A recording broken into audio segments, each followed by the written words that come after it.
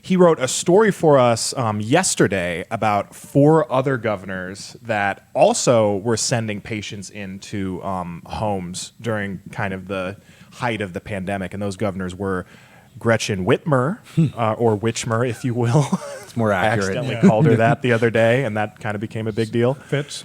Gavin Newsom of California, Tom Wolf of Pennsylvania, and Phil Murphy of New Jersey. Now, these 4 governors all have one thing in common. Of course, they're Democrats. Right, right. And they all decided to send these elderly people back into nursing homes for fear that the hospitals would not be able to accommodate that many people. And If there's a bad Democratic idea out there, you can count on Newsom to jump on board. He's not going to wait. He's just going to leap in. With and both feet. usually nowadays Whitmer is right behind him with a lot of that stuff too. Exactly. You know, That's true. They're a jolly gang of Democrats. Cuomo's the ringleader. He is kind of the ringleader at this exactly. point. Yeah. For right now. Yeah. See how long that lasts. And what I thought was really great, what Cameron noted in his story, is what Ron DeSantis had to say about all of this. The Florida governor, of course. And he said, at the time, there was actually a lot of movement to send the nursing home residents back because people said, oh, you're going to run out of hospital beds. You've got to clear the hospitals.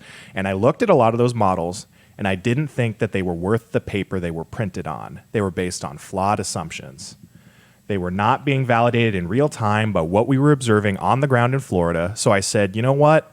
If I have to build field hospitals all across the state, I will do that before I send these patients back into nursing homes and endanger all of those elderly people. Which is not a small population in Florida. No, and we do know, I don't remember the exact statistic, but a large percentage of total COVID deaths in the U.S. has been in nursing homes. Sure. Yes, I absolutely. believe the AARP put out a study on what percentage that was. It's pretty big. I wish I had it off the top of my head. But, what DeSantis's comments seem to illuminate for me is that a lot of these Democratic politicians, they were just trusting on this one specific subset of experts. Right. Yeah. And they were saying, okay, so these experts are saying we need to do this. And so forget anything else. Forget, compiling information from different sources and different fields of expertise. We're just going to listen to the experts, which is basically their catchphrase at this point. Right. And we're going to send these people back into those homes. Yeah. And what that's resulted in is probably, the largest percentage of COVID deaths out of, all these different populations. So why do you think that these left-wing politicians are just so willing to blindly follow one subset of experts, like at the expense of facts they find, like Ron DeSantis was saying, that are evident, experientially, or just other fields of expertise? I think this shows a general theme with the left. They don't like scientific facts. Yeah. They don't. We see it with transgender stuff. Joe Biden and transgender stuff, they just don't like facts. They fixate on, like you said, a small group of experts, and they follow that, and they don't care what anyone else has to say. And I think the nursing home thing is the biggest example of that.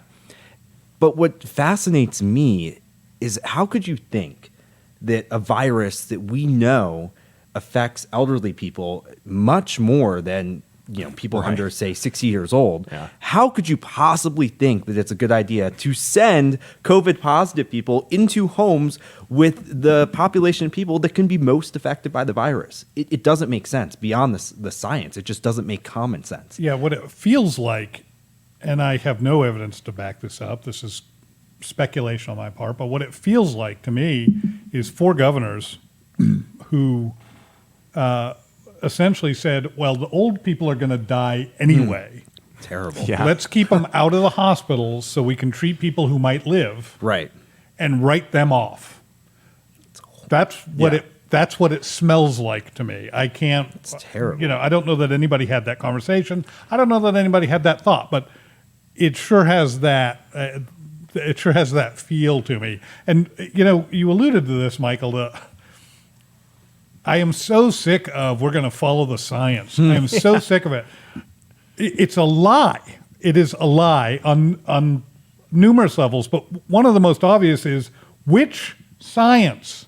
Yeah. If an epidemiologist says, hey, we have these concerns, we should do these things about it, we should listen to that, okay?